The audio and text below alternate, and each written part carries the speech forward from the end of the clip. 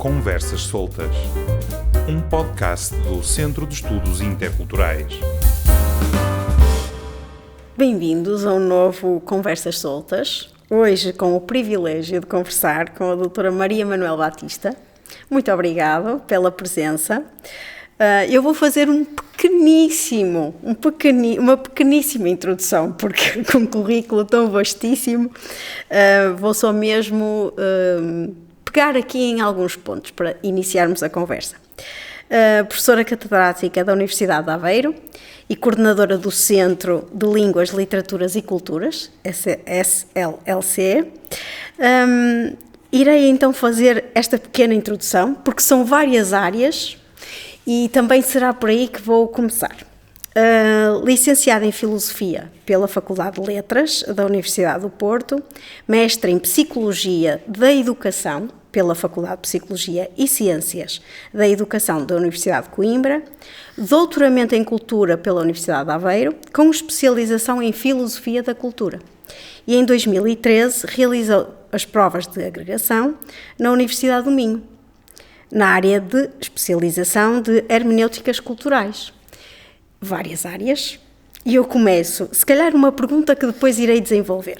O que levou a escolher a filosofia como ponto de partida?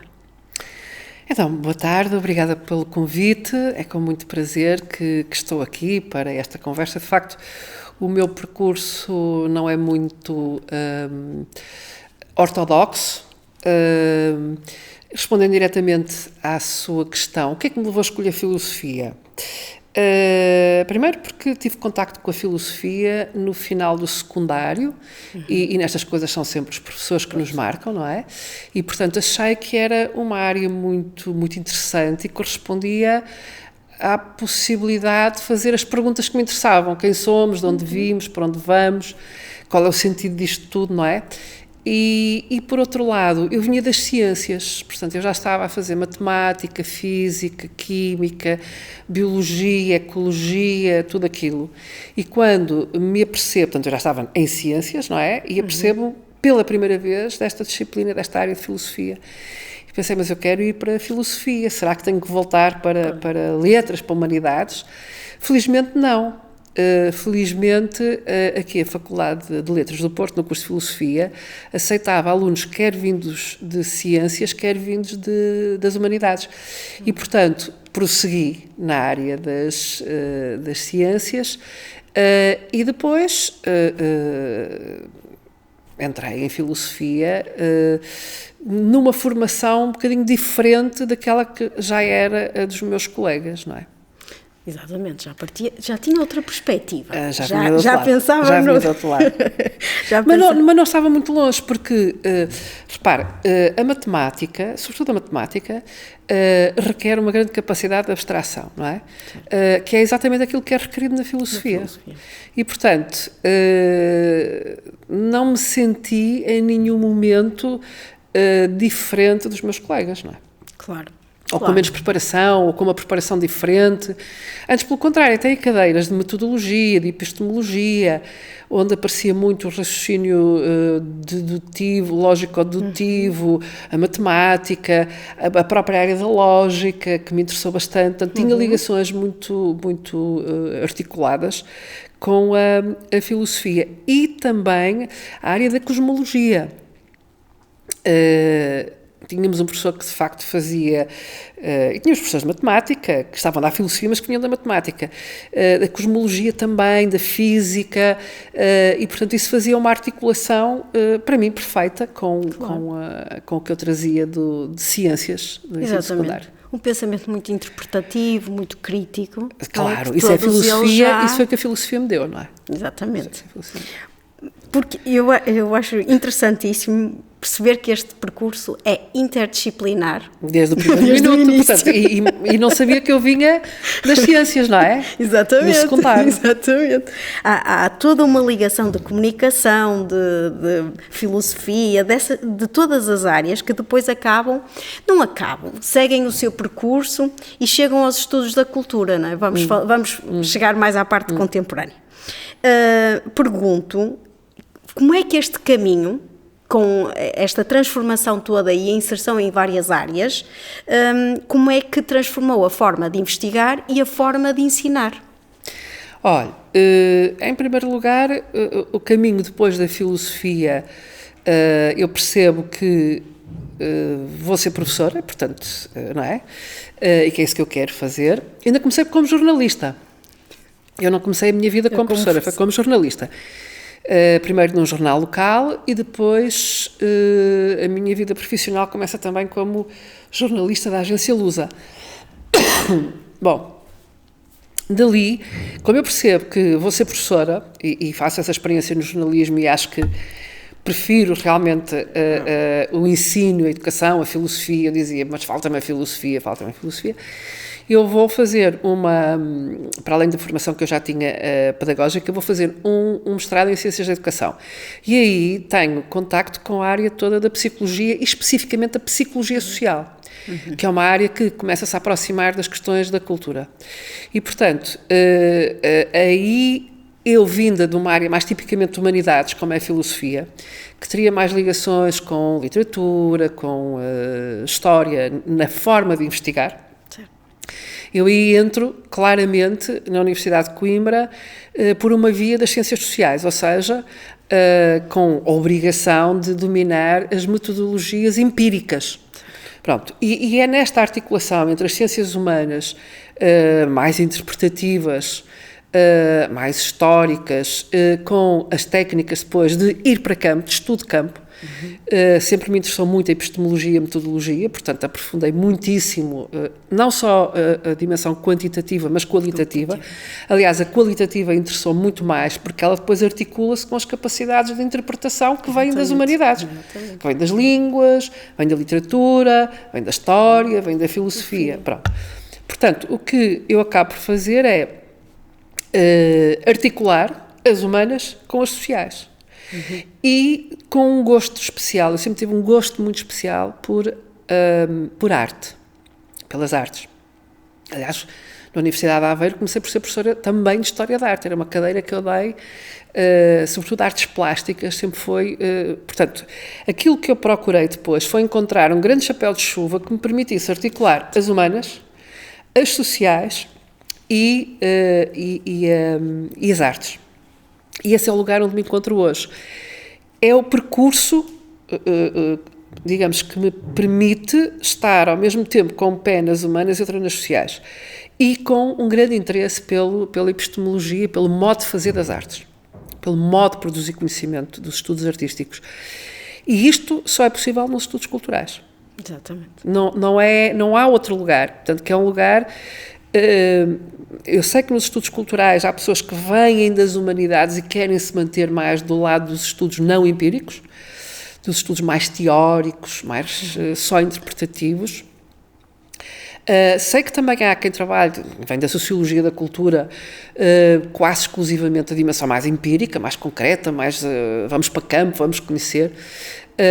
Eu acho que os estudos culturais o que têm de melhor é exatamente aquilo que está na interseção entre estas duas coisas.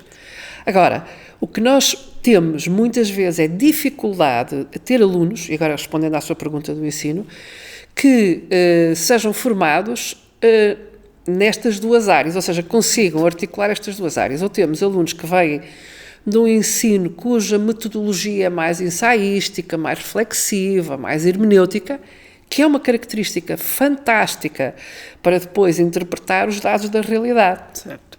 Mas depois, para ir para campo, temos que ter alunos preparados para fazer levantamentos, embora, como lhe digo, eu trabalho quase só os qualitativos, que acho que são os mais interessantes nos estudos culturais, são qualitativos, contextuais, aprofundados. Agora, qual é a grande dificuldade disto? É trazer os que nos aparecem das ciências sociais, procurar ensinar-lhes técnicas interpretativas, hermenêuticas, a história, e fazer exatamente o movimento inverso aos alunos que vêm da área das ciências humanas. Portanto, o melhor que eu acho que há, quer dizer, pode-se fazer estudos culturais, tanto só, toda a vida, apenas num dos lados, não é? Seja nas ciências sociais ou nas humanas. Mas eu penso que o melhor, o mais interessante, o mais desafiante é estar com um pé numa e um pé noutra, não é? E ao mesmo tempo hoje com uma grande atenção aos estudos artísticos. Do meu ponto de vista isso é fundamental, porque é daí que encontramos a possibilidade não de repetir sempre os mesmos estudos, mas de criar pontos de vista e novas perguntas e novas metodologias. Há muitas maneiras de produzir conhecimento rigoroso, fiável, mas que não tem que ser repetir mecanicamente os métodos que nos ensinaram nas cadeiras iniciais da metodologia. Claro, sim. Partilho completamente pelo gosto, pela vontade de conhecer e de aplicar a parte dos estudos artísticos, e acho que eles acabam por nos trazer uma perspectiva diferente e inspiração. Às vezes inspiração para perceber ter um outro caminho, que é muito, muito interessante. E nota-se claramente aqui esta atenção aos alunos, como é que eles vão receber esta informação e o que vão fazer com esta informação.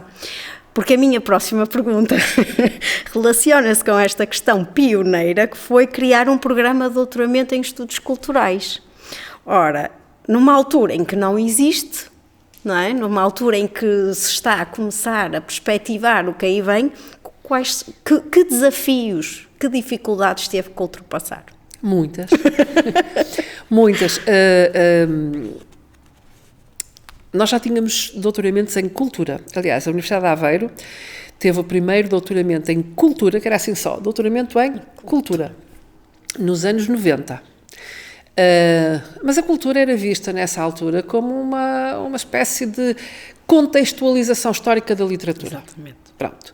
E eu, exatamente porque já tinha vindo também das ciências sociais e porque tinha vindo das ciências humanas também, sempre achei aquilo curto. Não é? E, portanto, conseguiu-se, numa altura em que o processo de Bolonha chega aos doutoramentos, portanto, o processo de Bolonha começa com as licenciaturas, a adequação das licenciaturas às novas regras de Bolonha, depois passa para os mestrados, e depois, quando chega aos doutoramentos, que é em 2008, somos estimulados, então, a produzir programas doutorais. E poderíamos ter continuado com aquele de cultura, não é? Felizmente eu estava em condições, sabe que isto não é só o querer nem só o saber, às vezes também são as condições institucionais e a própria história, claro. E neste caso é a história do processo de Bolonha. Não foi fácil, as dificuldades em primeiro lugar é que não havia sequer pessoas formadas no campo a não ser no estrangeiro. Claro que já havia lá fora, em alguns lugares, no norte da Europa, Inglaterra, nos Estados Unidos, enfim, na Austrália, também a Oriente, Singapura, Hong Kong, são áreas já bastante estabelecidas, mas não a sul da Europa, por razões também que se ligam com os processos históricos. Os estudos culturais têm muito a ver com o contexto histórico. E, portanto, a cultura sendo uma contextualização da literatura, sempre acompanhou as dificuldades também da literatura durante todo o período do Estado Novo, não é? Sim. E da história, não é? Que também era uma história específica. Portanto, grande dificuldade foi tentar explicar o que eram os estudos culturais dentro da minha própria casa e depois ter parceiros institucionais. Nessa altura contamos com a parceria, porque tínhamos que ter massa crítica suficiente, contamos com a parceria do Minho, da Universidade do Minho. Nós aparecíamos com as competências na área das ciências humanas e eles com as competências na área das ciências sociais, especificamente comunicação. Exato. E pedimos numa primeira fase até a Universidade do Porto, porque queríamos também ter a sociologia connosco. E nessa altura havia uns protocolos de doutoramentos MAP, Minho, Aveiro e Porto. E, portanto, precisávamos ter um de cada. Conseguimos com o Minho, muito facilmente, com o professor Moisés Martins, que faz hoje parte da Rede Nacional em Estudos Culturais, mas tivemos muita dificuldade com o Porto. E, de facto, o Porto caiu a meio do processo, mas, enfim, avançamos e criamos. Dificuldades institucionais, mas não dificuldades com os alunos. Curiosamente, logo no primeiro ano, tivemos 40 alunos de doutoramento. E a partir daí foram sempre cursos muito cheios. Estivemos juntos a criar massa crítica até 2016, à altura em que nós ficamos com um programa doutoral da Aveiro e o Minho tem outro programa doutoral. E a partir daí já há muitos programas doutorais nesta área. Os alunos têm um especial interesse pela área dos estudos culturais. Acho que se tem notado esta evolução, esta transformação na procura, o que também é muito interessante. Esta sua ligação, esta trajetória que fez e também pela necessidade e pelas oportunidades que se foram criando, criou aqui uma ligação com os países lusófonos muito forte, com o Brasil, com Angola, Moçambique. A minha questão prende-se ainda com os estudos culturais, como é que eles são vistos lá e cá? Como é que esta ligação permitiu também perceber os estudos culturais lá e cá? Olha, sabe que as coisas vão-se fazendo, às vezes não é um plano, não é um projeto, vão-se fazendo à medida que as coisas acontecem. Nesse primeiro ano dos estudos culturais, grande parte dos nossos alunos era brasileiro, começa logo por aí. Um ou outro angolano, um ou outro moçambicano, logo no início. E, portanto, era com o que tínhamos, era com eles que queríamos fazer os estudos culturais. Essas pessoas, e tínhamos também pós-docs, tivemos aqui uma pós-doc muito importante para os estudos culturais, logo no início, e que deu um grande contributo e nos permitiu redes imensas no Brasil, e depois toda uma linha em Aveiro, sei lá, todos os anos tínhamos 2, 3 pós-docs séniores, ou seja, já pessoas séniores que vinham das artes, vinham da comunicação, vinham da área do lazer e que fizeram connosco todo esse percurso e que impactaram o próprio programa, não é? E os alunos também. Portanto, isso não foi uma coisa programada, não é? Mas a verdade é que era com as pessoas que tinham interesse pelo programa que trabalhávamos. Nesses países, há aqui duas situações diferentes. O Brasil hoje é um parceiro, enfim, claro, que está ao mesmo nível da Europa, não é? Na área da investigação científica. A África precisa um bocadinho mais de ajuda ainda, mas o Brasil rapidamente se interessou muito pelos estudos culturais e, portanto, nós temos ajudado a abrir muitos mestrados e já doutoramentos. Vou-lhe dar um exemplo, doutoramentos no Brasil. E já temos alunos dos estudos culturais colocados, tanto em Moçambique como em Angola, não é? Já dentro das universidades, já abrir cursos, já... Um deles até reitor de uma universidade, enfim. Que bom. Tem sido todo um percurso. Agora, o Brasil... O que é interessante para estes alunos, sejam brasileiros, sejam angolanos, sejam moçambicanos, é que os estudos culturais não têm um tema, um assunto. Ou seja, não se definem pelo objeto, não é? Tens que estudar isto. E os alunos aparecem-nos com múltiplas preocupações, não é? E todas elas, obviamente, sendo preocupações humanas, são preocupações culturais. Mas, para estarem dentro dos estudos culturais, e não serem história, ou literatura, ou filosofia, é mais uma questão do ponto de vista teórico-metodológico. O tipo de questões que colocamos esses assuntos. Ora, isso para eles é interessantíssimo, porque é o meu assunto. Não é? Portanto, eu trago aqui, esta é a minha preocupação, isto é o que me diz respeito, isto é o que me incomoda, é isto que eu quero estudar. E, portanto, e tudo é possível, não é? Depois, o plano teórico-metodológico, eu costumo dizer que nos estudos culturais, pelo menos em Aveiro é assim, não há pronto a vestir. A gente não diz, então, utiliza aqui, como no pronto a vestir, este fato e faz. Não, o que nós fazemos é alta costura, que é, em função das questões, nós vamos integrar primeiro o aluno num quadro teórico, porque os estudos culturais têm uma história, têm um enquadramento teórico e têm perguntas específicas. E vamos redirigir isso para dentro do assunto que interessa ao aluno. E depois acompanhá-lo, não é, ao longo do seu processo de investigação, ajudando a fazer a sua tese e a criar uma metodologia que seja claramente de estudos culturais e que seja um fato à medida. E, portanto, isso interessa sempre muito os alunos. Claro. Claro. Perceber como é que podem descodificar o seu próprio problema. O seu próprio problema, exatamente. Transformar as suas preocupações, posso-lhe dar múltiplos exemplos, nós temos, sei lá, talvez já tínhamos chegado desde 2000, portanto 2011 foi o primeiro ano de entrada de alunos e, portanto, saíram os primeiros em 14, 15, não é? E durante estes 10 anos teremos doutorado talvez umas 100 pessoas, uns 100 doutores, que é bastante. E na verdade, dos temas mais diversos. Eu nem podia aqui dizer quanta diversidade de temáticas, porque são as preocupações dos alunos, são os interesses dos alunos que vêm, quer das ciências humanas, como digo, das ciências sociais e das artes. Temos muitíssimos artistas que vêm, por exemplo, o que é que um músico vem fazer para os estudos culturais? Bom, não vem aprender tecnicamente mais e melhor música. Claro. O que ele vem é tentar colocar questões de índole cultural, interrogações de índole cultural à sua prática artística. Claro. Temos no cinema, temos atores, temos pintores, temos cantores, temos produtores culturais, enfim, que vêm, de facto, param a meio dos seus percursos, normalmente já com carreiras minimamente sólidas, não é? E que têm preocupações e essas preocupações transformam-se num doutoramento. Depois temos alunos que chegam, não é?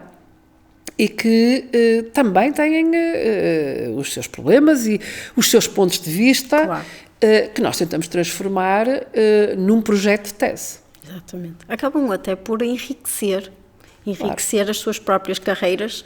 Aqueles que vêm das artes, Sim, por sim, exemplo, sim. acabam por enriquecer com outras perspectivas e outras metodologias que acabam Sem por dúvida, acabam por interrogar até as suas próprias práticas, exatamente, não é?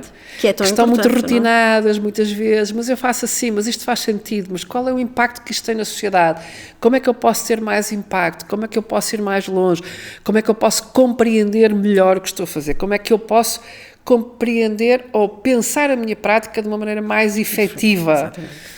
E isso acontece-nos com, sei lá, bibliotecários, professores, enfim, todas as áreas, até com engenheiros, não é? Nós temos lá engenheiros, temos um colega que veio da matemática também, ou seja, não há, é verdadeiramente multidisciplinar, não é? Exatamente. E nós tentamos depois adequar as teorias e as metodologias, embora no primeiro momento levem um banho de estudos culturais, não é? Para perceberem qual é a área de onde vêm. Não é? Os estudos culturais têm uma história, não é? Começam nos anos 60, Exatamente, claro. No Reino Unido, vem de uma tradição de sociológica, literária, filosófica, marxista, neomarxista, de crítica ao marxismo, gramsciana, que pergunta pelas questões de poder, que depois se liga ali muito ao Foucault, e que pergunta, não é? Coloca as questões de poder como questões centrais, não é? Exatamente. Que depois se declinam nas questões da raça, da sexualidade, do género, da classe, enfim, de modos muito complexos, não é? E é isso que nós estudamos com os alunos. E que interessante que é. Multidisciplinar e transversal à sociedade. Estamos quase a chegar ao fim. Uma última pergunta em relação a este novo desafio, porque a carreira é pautada por desafios, sim. Não é? Mas este último de coordenar, liderar o centro que agora encabeça, que agora coordena, que agora... O centro de investigação. Esse é Isto outro é um desafio. Porque trabalhar na minha área, não é? E dirigir... Eu neste momento dirijo 3 redes, não é? A Rede Nacional em Estudos Culturais, a Rede Internacional e a Rede Ótimo, que é uma rede ibero-americana. Peço desculpa, mas isto é fruto do tempo, não é? Estamos a gravar em pleno fevereiro.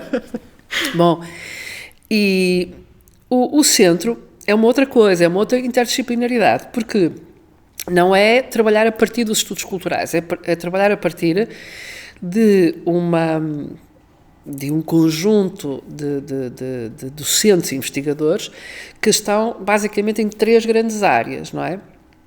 nas ciências da linguagem, nos estudos culturais e nos estudos literários. E, portanto, alguns deles um bocadinho mais monodisciplinares, outros mais multidisciplinares. São 232 pessoas, incluindo colaboradores, incluindo os alunos de doutoramento, que também têm que estar integrados, e incluindo também aqui o Polo e o SCAP, recentemente, que aderiu recentemente ao CLLC. É muito desafiante, sobretudo porque este grupo de 232 pessoas não pode ser só um amontoado de pessoas a investigar cada uma para o seu lado nos seus interesses. O maior desafio é encontrar alguma coisa transversal, ou seja, que permita que cada um continue a ter os seus interesses de investigação e, ao mesmo tempo, que, num certo nível, se articule com uma linha que os cubra minimamente a todos, uma coisa que os preocupe a todos. E a verdade é que foi difícil encontrar essa linha, foi mais desafiante, porque é difícil também abandonar as suas próprias certezas. Bom, fizemos aqui algum exercício, criamos um think tank, as pessoas podiam indicar stakeholders importantes, tanto ao nível da universidade, ao nível nacional, internacional, e da comunidade envolvente, para nos ajudarem a pensar o que é que para onde é que se deveria dirigir a investigação, o que é que seria a preocupação maior do centro nos próximos 5 anos. E felizmente chegamos a um consenso, não é? Depois de muito debate e depois de chegamos a um consenso e que tem a ver com as humanidades digitais críticas. E, portanto, e a inteligência artificial, que é como é que ela atravessa a nossa prática docente e como é que ela atravessa a nossa prática de investigadores. E, portanto, esse é o nosso projeto para os próximos 5 anos. Continuamos cada um nas suas áreas, mas à procura de como é que a minha área, como é que o meu assunto, como é que as minhas preocupações são atravessadas por isto. Eu penso que daqui a 5 anos estaremos muito mais articulados, não é? Não precisamos estar todos a fazer a mesma coisa, mas precisamos de ter esta preocupação que já começou a ser trabalhada há 1 ano, talvez há 2 anos no nosso centro, e que agora se tornou o assunto mais importante da atualidade. Portanto, o nosso think tank, não é? Aparentemente aconselhou-nos bem, porque estamos bem no centro da reflexão e é sobre isso que queremos investigar, porque as humanidades têm alguma coisa a dizer sobre este assunto, têm que ter, e os estudos culturais também, e os estudos literários também, e as ciências da linguagem também. E, portanto, não podemos deixar tudo isto nas mãos dos técnicos, dos engenheiros, dos Trumps, dos Musk. Nós temos a obrigação de fazer também o nosso trabalho, e esse foi o projeto mais desafiante, mas que me deixou muito satisfeita por termos conseguido e estarmos aqui para pôr esse projeto em marcha. Tinha um último desafio, que já está resolvido, que era perguntar sobre a perspectiva dos estudos culturais para o futuro, numa época como esta, não é? Em que temos o Trump e por aí fora, e outras questões que nos fazem pensar, pelo menos refletir, que é necessário, e questionar pensamento crítico. Acho que já começou aí, era terminar. Se tínhamos há alguns anos dúvidas se ainda valia a pena perguntar pelas questões de género, raça, sexualidade, mas sobretudo equidade. Eu acho que com o que temos agora, não é?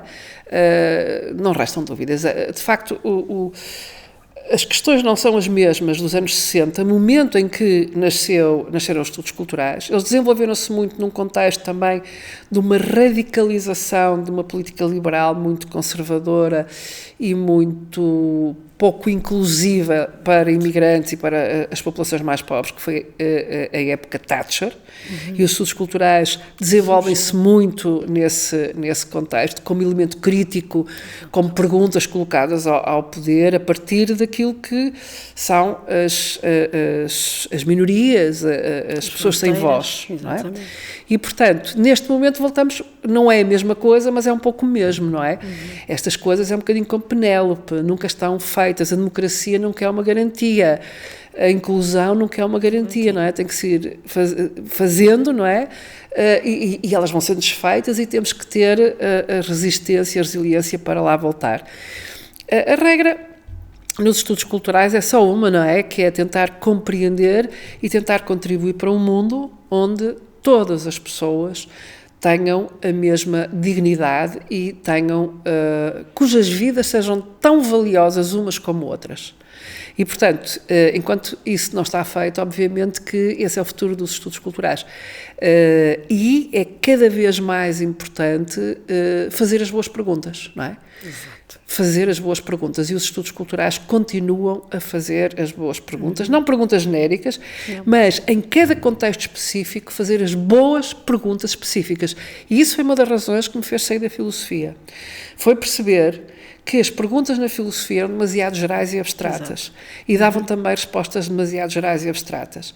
Não é? Perguntar o que é o bem. Não é? Nós temos quilómetros de teoria, de filósofos, começando no Aristóteles e vindo até...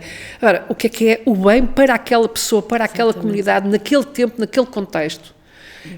E é isso que me faz também sair. Nós nunca saímos da filosofia, quem entra nunca sai, mas ter interesse em questões bastante mais concretas, porque é a vida concreta das pessoas que importa, é os seus sonhos concretos, é o ser humano, no fundo, não é? Na forma como se organiza em comunidade. Esse é que é o grande ponto de vista dos estudos culturais. Muito obrigado. Nada. Muito obrigado pela presença e muito obrigado por esta capacidade de nos fazer perceber a importância dos estudos culturais. Obrigado. Eu agradeço, eu é que agradeço. Obrigada.